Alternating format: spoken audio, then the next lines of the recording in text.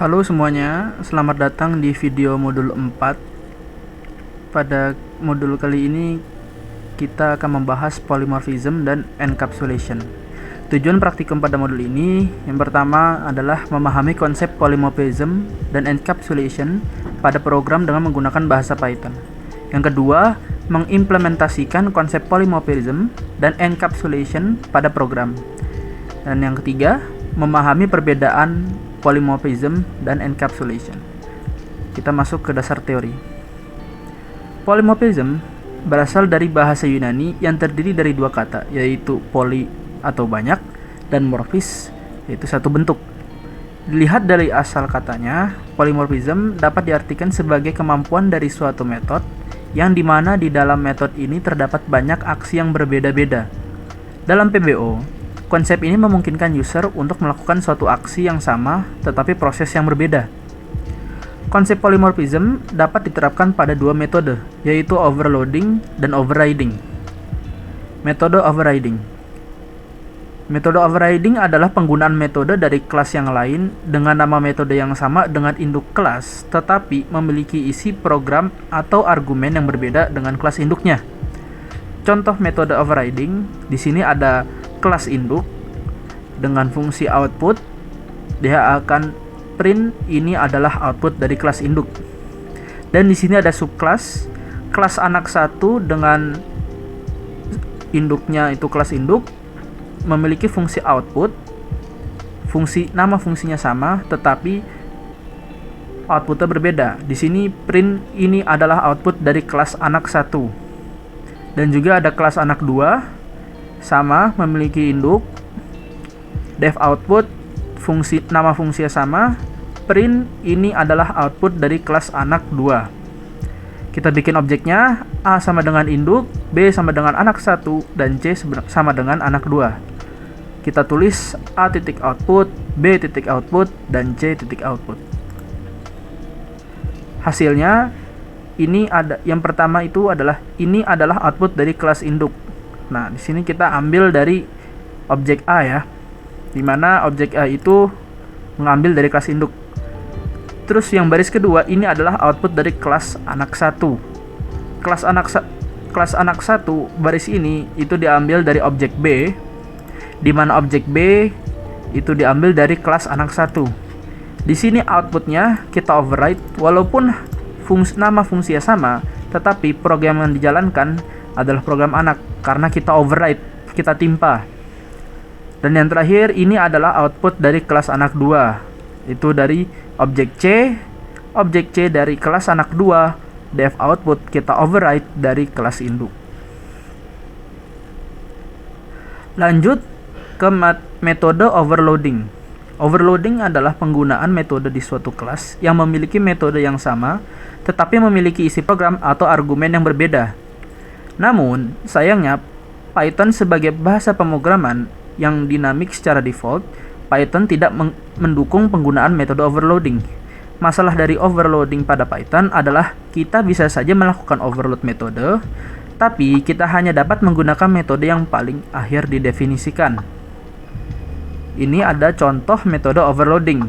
Kelas jumlah dengan fungsi add, kita memiliki dua argumen yaitu A dan B, di return A plus B. Dan fungsi add yang selanjutnya dengan 3 argumen A, B, C, dan di return A ditambah B ditambah C. Kita running, objek sama dengan jumlah A sama dengan jumlah A.add 1,2,3. Coba kita running. Nah, di sini hasilnya 6 karena kita menyesuaikan dengan def add yang terakhir. Coba untuk yang kedua, kita tambahkan A.add dalam kurung 1,2. Coba kita run.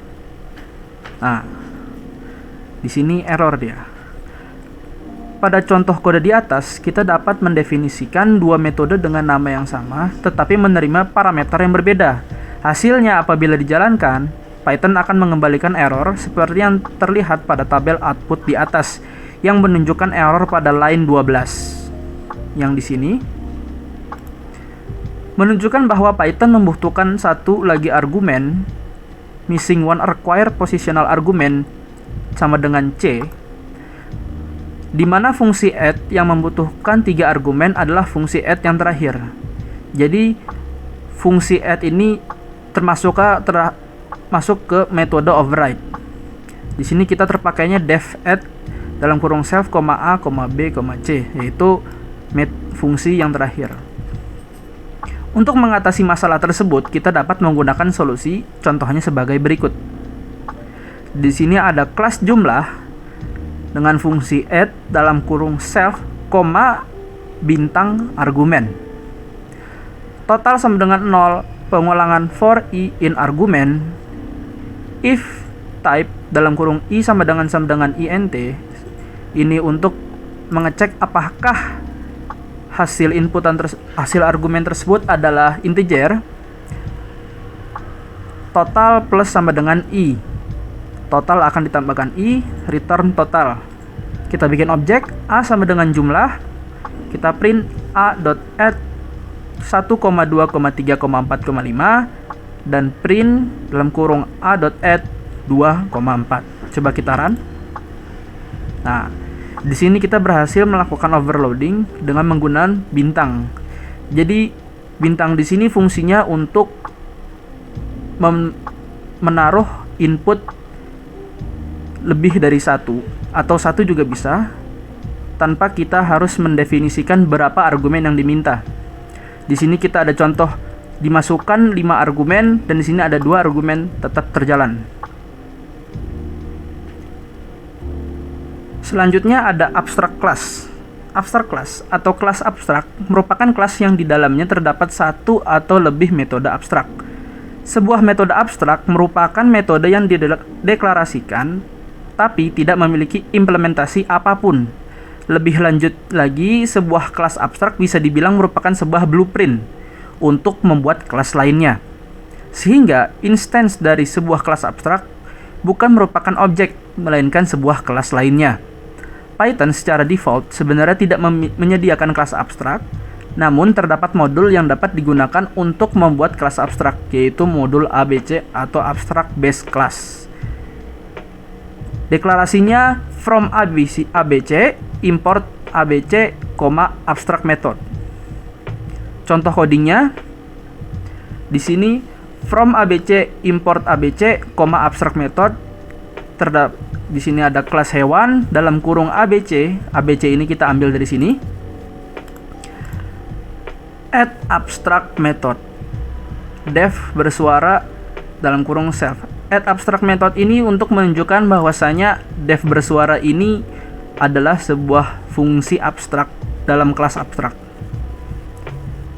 Kita buat lagi, ada kelas kucing dalam kurung hewan, kita ambil induknya. Fungsinya bersuara, print-nya, dan ada kelas anjing, def bersuara, print wolf. Kita bikin objeknya, neko sama dengan kucing, neko dot bersuara, dan inu sama dengan anjing, inu bersuara. Coba kita run. Ya.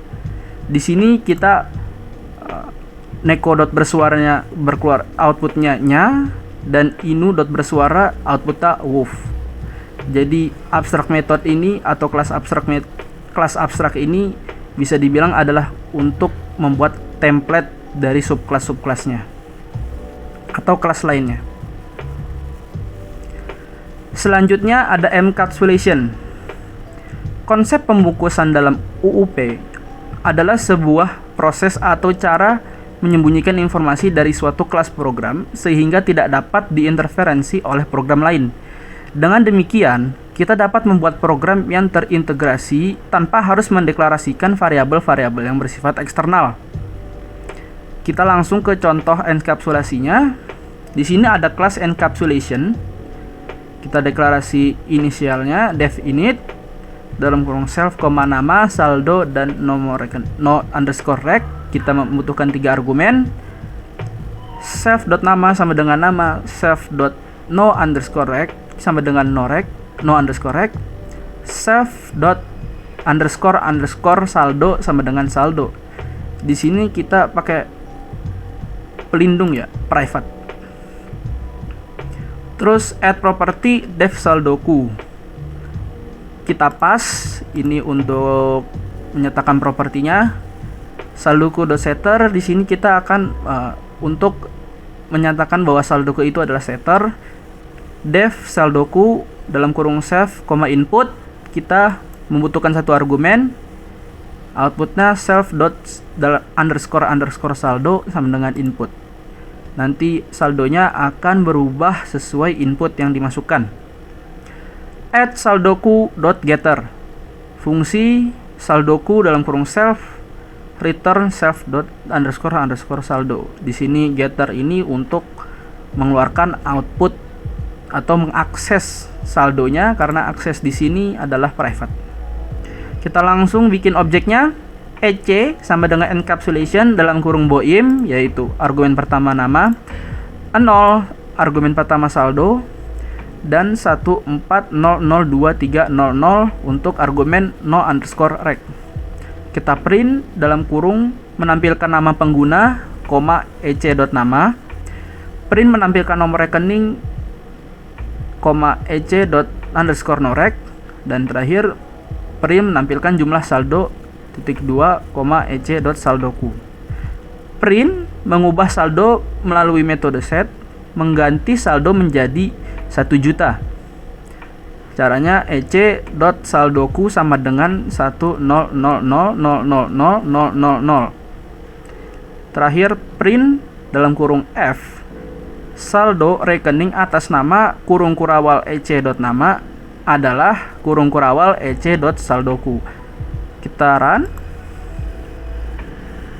Nah, di sini outputnya berhasil menampilkan nama boim, menampilkan nomor rekening 14002300, menampilkan jumlah saldo 0. Itu adalah argumen yang pertama kita masukkan di pembuatan objek. Terus mengubah saldo melalui metode set, mengganti saldo menjadi 1 juta. ec.saldoku sama dengan 1 juta. Saldo rekening atas nama boim adalah 1 juta. Di sini 1 juta ini kita ambil dari ec.saldoku, dapat dari sini. Kita telah mengubah yang awal saldonya 0 menjadi 1 juta.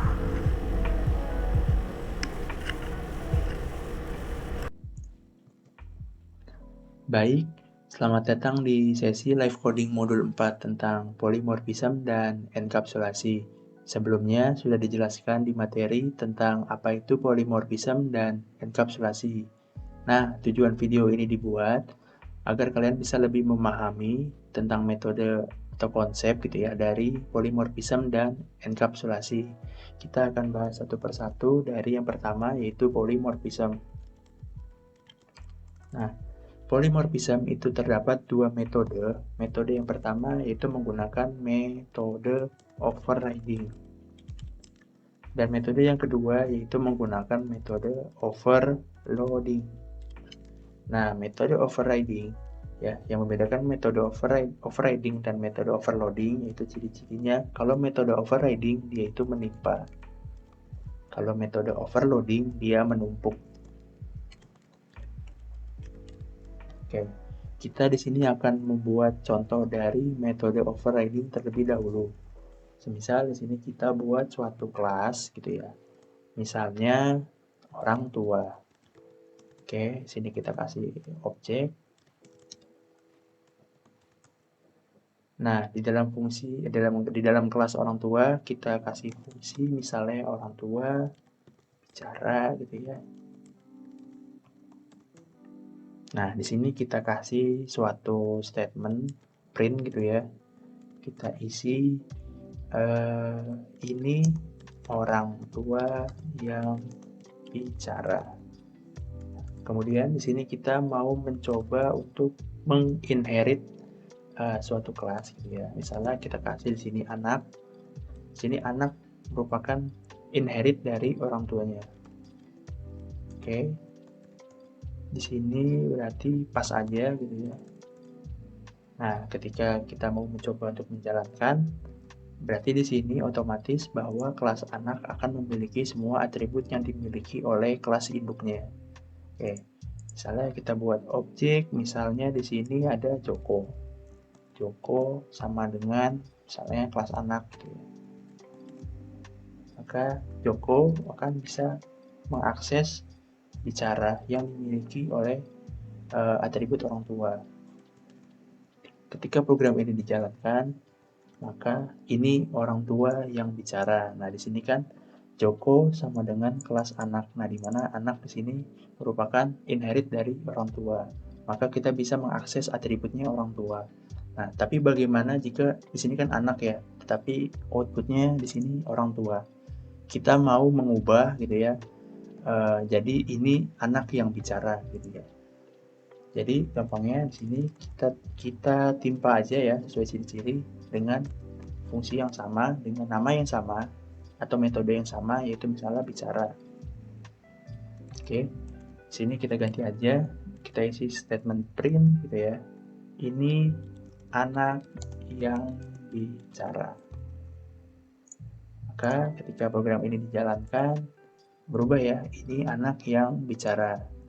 Nah, tapi kan bagaimana kalau misalnya nggak usah pakai inherit gitu ya. Ini kita hapus aja, misalnya begini. Jadi kelas anak, dia bicara gitu ya, langsung begini. Maka sama ya, ini anak yang bicara. Tapi tujuan dari polymorphism tentang metode overriding yaitu di sini kita mau yang namanya penggunaan metode dari kelas yang lain gitu ya. Otomatis kita punya beberapa kelas ya. Kita menggunakan metode yang sama dengan induk kelas gitu ya. Tetapi memiliki isi program atau argumen yang berbeda dengan kelas induknya. Jadi kita akan kasih contoh. Misalnya kita memiliki beberapa atribut ya di kelas induknya. Misalnya di sini dev kekayaan. Di sini self gitu ya. Kita isi statement print aja. Di sini misalnya ini kekayaan orang tua. Kemudian kita buat lagi dev sikap gitu ya. Print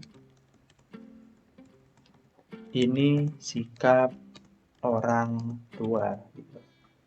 Nah, ketika program ini mau mencoba dijalankan gitu ya, maka Joko di sini otomatis bisa mempunyai atribut dari orang tua. Misalnya di sini Joko kekayaan dan Joko sikap gitu. Nah, ketika program ini dijalankan, maka ini anak yang bicara, ini kekayaan orang tua, ini sikap orang tua gitu. Tapi kita mau mencoba untuk mengubah kan. Di sini sikapnya sikap orang tua. Nah, kita mau mencoba misalnya di sini dev sikap ya, kita timpa aja misalnya. Nah, di sini kita kasih print bahwa ini sikap anak. Nah, ketika program ini dijalankan, maka otomatis berubah ya. Nah, tujuan dari metode overriding yaitu ketika kita mau menurunkan suatu kelas gitu ya, atau kita menerima inherit dari kelas induk, kita mau mengubah hanya beberapa. Nah, itu merupakan konsep dari metode overriding seperti ini.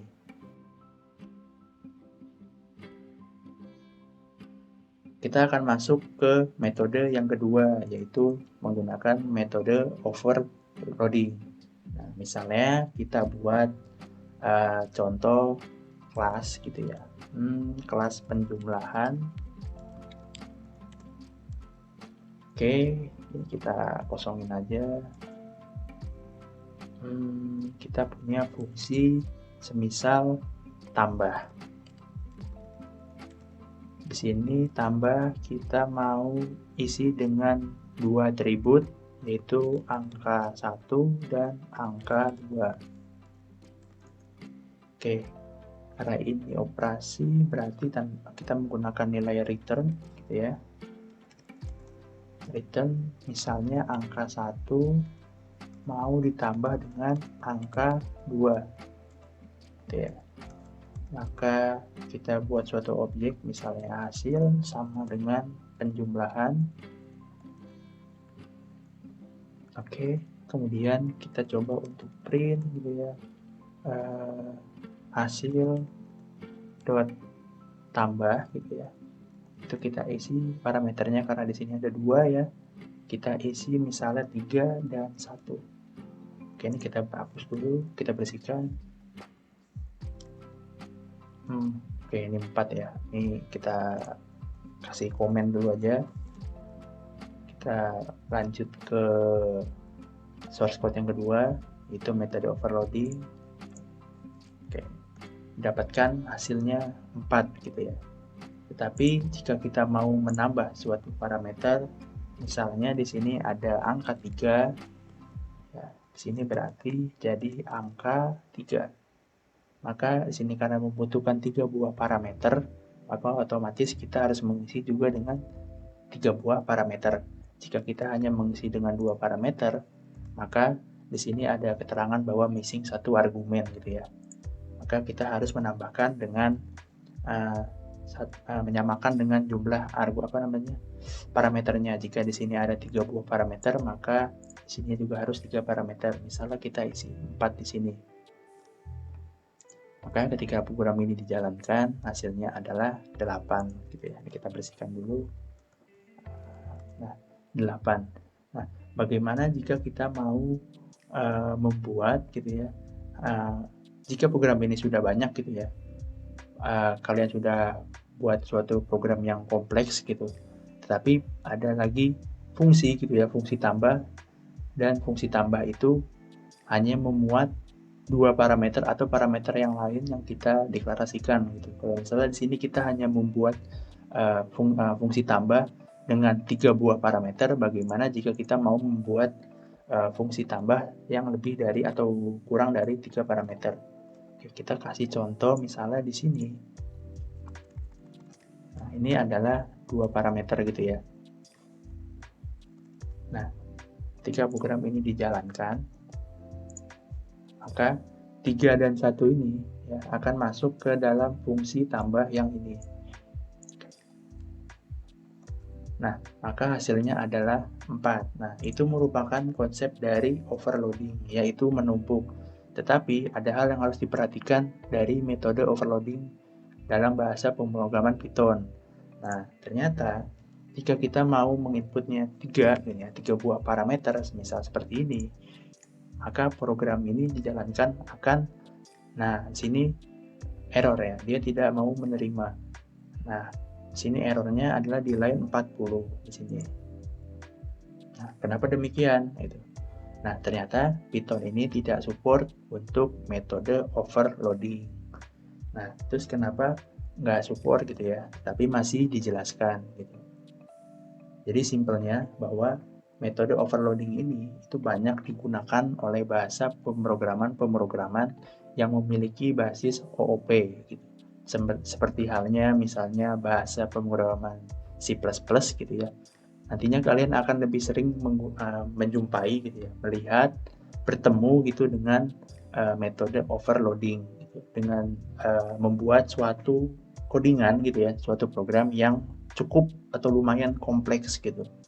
Nah, atau mungkin kalian mau mencoba di sini, Kak, ini kan masuknya ke yang pertama gitu, kita buat lagi yang kedua, ini masuk yang kedua gitu. Tetap ya, harusnya tidak bisa gitu. Nah, di sini tujuannya yaitu kalian yang penting tuh bisa memahami tentang konsep dari metode overloading seperti itu. Nah, berikut merupakan udah contoh dari metode overloading dan juga metode overriding dari polymorphism. Oke. Baik, cukup sekian dari materi mengenai penjelasan polymorphism. Kita akan lanjut ke materi berikutnya, yaitu mengenai kelas abstrak. Oke.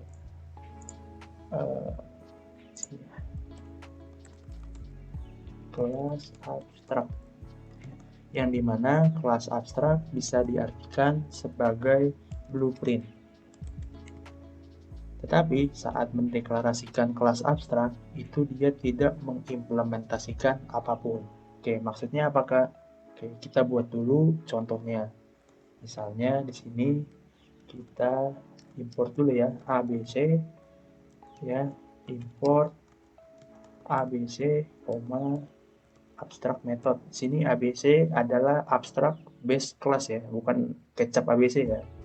Oke, kita akan mendeklarasikan kelas ya, yang akan menjadi kelas abstrak atau blueprintnya. Misalnya kita mau buat kelas kegemaran. Oke, kegemaran merupakan inherit dari ABC ya. Titik 2 di sini. Kemudian kita isi dekorator di sini dengan abstract method yang di sini ya. Abstract method, kemudian kita buat fungsi ya, yaitu misalnya kegemaran olahraga misalnya. Dalam kurung self di sini. Oke. Kemudian isinya di sini kita kosongin aja, pas gitu ya. Kemudian ini sudah jadi ya. Ini adalah contoh sederhana dari kelas abstrak. Karena ini blueprint, kita coba buat cetakannya. Misalnya di sini ada kelas Tono. Tono merupakan inherit dari kegemaran. Oke, di dalam cetakannya itu harus berisi olahraga ya, sesuatu hal yang sama dengan cetakannya, dengan blueprintnya maksudnya. Oke, kita isi di sini dev olahraga.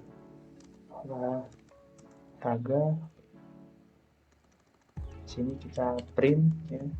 Misalnya olahraganya Tono, dia suka basket ya. Oke. Sini kita coba print misalnya hobiku 1 misalnya sama dengan Tono gitu ya. Kemudian kita baca si olahraganya Tono, hobiku titik ya dot olahraga ini ya. Ketika program dijalankan, oke, maka kebaca ya basket. Nah, bagaimana jika cetakannya itu lebih dari 1 gitu ya? Bukan cetakannya, tapi isi dari blueprint atau kelas abstraknya itu lebih dari 1. Oke, berarti di sini kita bikin lagi kelas abstraknya di sini. Kita copy. Ada kejauhan ya, sini aja. Misalnya olahraga kegemaran makanan deh. Makanan. Berarti di sini harus ada yang namanya dev makanan ya. Kalau nggak ada, coba kita jalanin programnya, maka di sini nggak bisa ya. Kelas abstrak itu ada yang namanya makanan di sini. Jadi kita perlu nambahin di sini berarti dev makanan, ya kan? Berarti di sini print misalnya si Tono suka makan ayam goreng. Oke. Nah, ini kita bersihin dulu. Oke, basket, belum dipanggil ya. Kita panggil misalnya di sini hobiku makanan.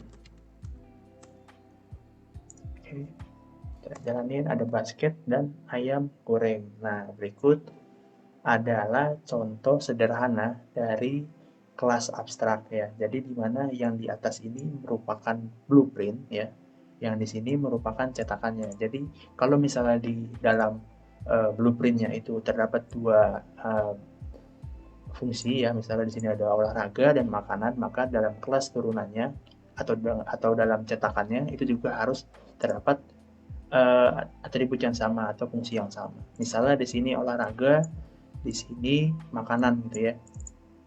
Coba di sini kita ganti misalnya olahraga ini musik misalnya. Oke. Di sini musik, aku suka musik pop gitu ya. Oke. Maka ketika program dijalankan juga tidak bisa gitu ya. Jadi Tono ini harus punya abstraknya makanan gitu, bukan musik gitu. Jadi kalau kurang nggak bisa, kalau beda juga nggak bisa. Nah, bagaimana jika ini kita ganti dulu makanan. bagaimana kita punya cetakan-cetakan yang lain. Misalnya kan tadi di sini punya Tono ya. Nah, Tono bagaimana kalau di sini Toni gitu ya. Toni olahraga, makanan olahraga. Misalnya di sini kita isi volley. Oke, di sini dia suka ayam goreng. Ini depannya kita ganti misalnya mie goreng misalnya. Oke, ini kita clear dulu. Kita jalankan programnya. Bisa ya. Oke, kita ini baru memanggil si hobinya Tono. Kita masukin dulu misalnya hobi 2, kita ganti Tony. Di sini kita copy aja ke bawah hobi 2. Maka di sini otomatis dia akan menjalankan hobinya si Tono terlebih dahulu, dan hobiku 2 akan menjalankan isinya dari si Tony ya, kegemaran dari si Tony. Oke, kita coba. Nah, di sini ada basket, ayam goreng, volley, dan mie goreng.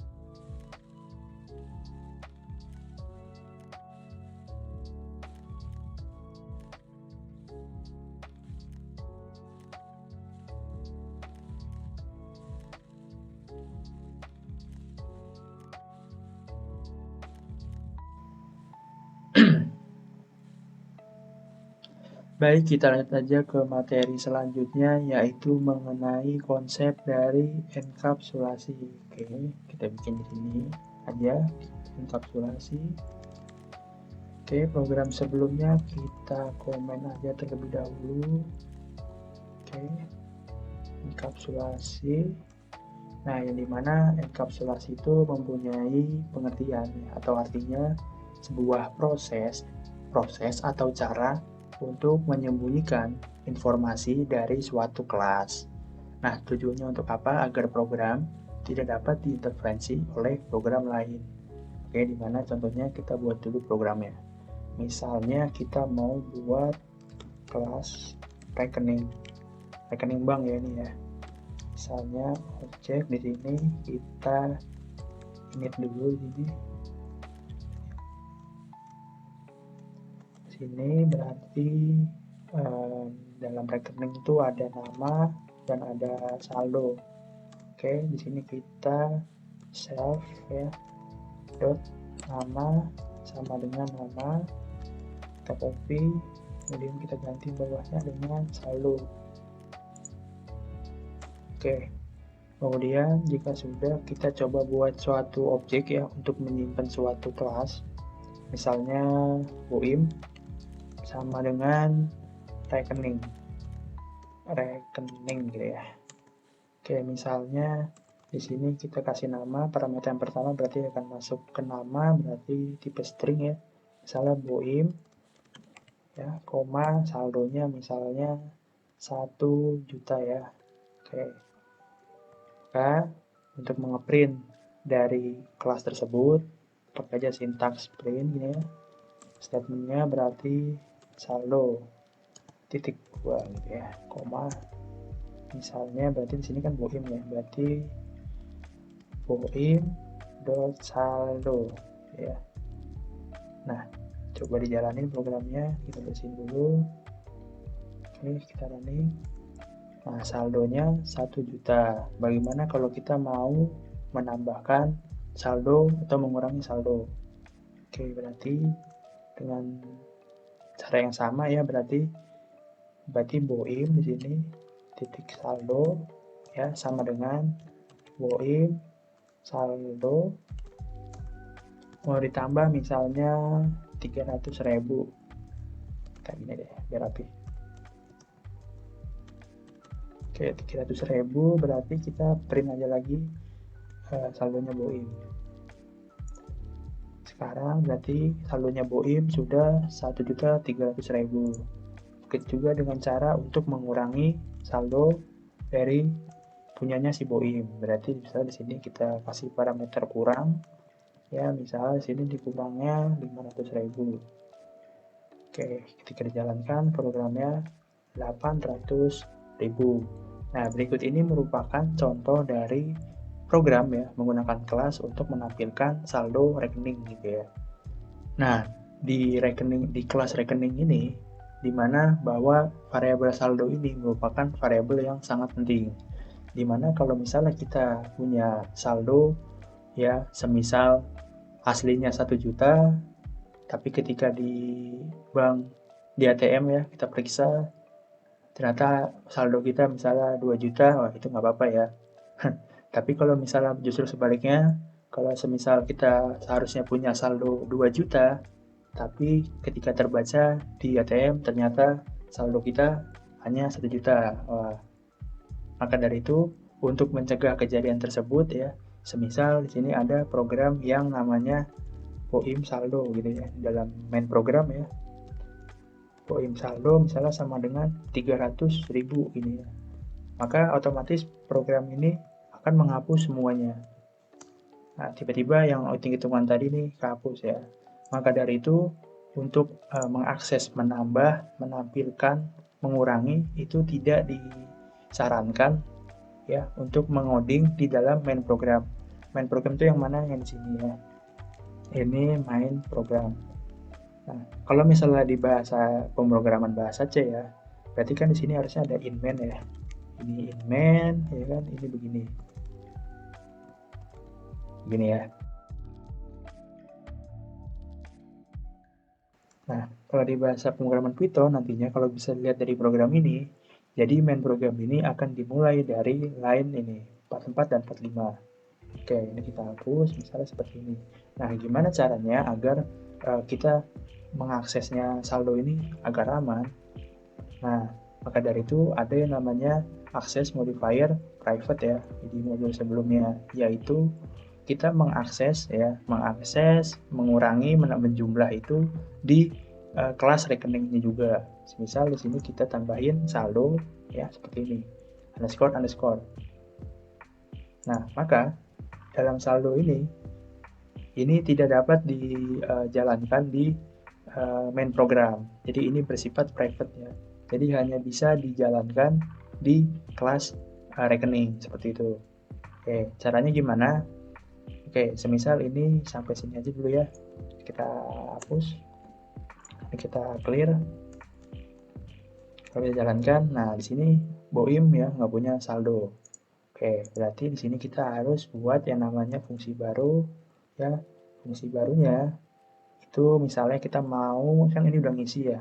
Misalnya def ambil uang. Oke, di sini ada def ambil pakai underscore ya. Def ambil uang, di sini ada self, berarti di sini kita harus nurunin si uang ditarik. Ini kita mau uang yang ditarik itu berapa? Oke. Terus di sini berarti kita coba pakai if dulu ya. Self dot saldo ini lebih besar dari sama dengan uang yang ditarik. Pakai titik 2 jangan lupa. Kemudian self. Nah, kenapa di sini kita pakai if self ya, saldo harus lebih besar daripada uang yang ditarik gitu ya. Jadi di sini karena ya saldo kita harus lebih besar dari uang yang ditarik. Semisal kita punya uang 1 juta, maka yang ditarik ya tidak mungkin lebih besar dari 1 juta gitu ya. Berarti untuk mengakses ini kita perlu, nah ini kan udah masuk ya ke rekening Boim, bahwa Boim punya uang sebesar 1 juta. Nah, untuk mengambil uang berarti di sini Boim ya, dot masukin ya fungsi ambil uang, ambil uang, saya mau diambil uang 100.000 deh. Nah, 200.000. Nah, sekalipun kita mau ngeprint di sini, seharusnya tidak bisa. Print boim dot saldo. Oke, apakah bisa dijalankan? Nah, di sini juga tidak bisa ya. Jadi untuk menampilkan uang, kita juga perlu membuat suatu fungsi di dalam suatu rekening yang menampilkan variabel yang bersifat access modifier private ya. Oke, misalnya di sini ada fungsi def tampilkan saldo. Oke, berarti di sini kita pakaiin self aja karena datanya turun aja dari kelas utamanya. Oke, di sini kita kasih print ya. Saldo Anda sebesar, oke, belibet nih, sebesar titik 2. Oke, ini pakai kutip ya.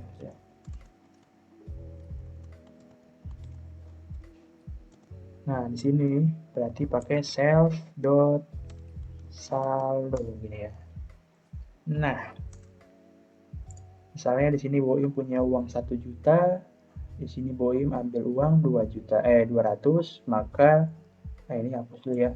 Karena kita nggak perlu lagi ngeprint di main program. Jadi di main program isinya hanya seperti masukkan uangnya di sini, ambil uangnya di sini gitu ya. Oke, coba kita jalankan. Oke, ini dot self. Oke, kurang titik 2. Oke, kasih lagi.